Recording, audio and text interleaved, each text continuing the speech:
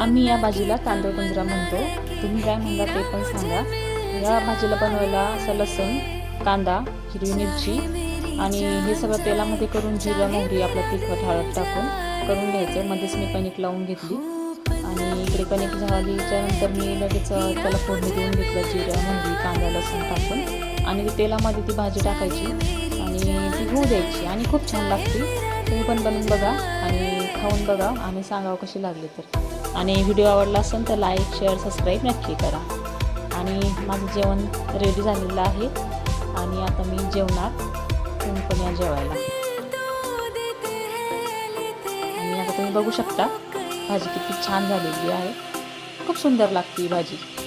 टिफिनमध्ये द्यायला सुद्धा खूप छान आहे आणि त्याच्यासोबत असा आंबा पण घ्यायचा छान। थँक्यू आणि लाईक सबस्क्राईब शेअर नक्की करा।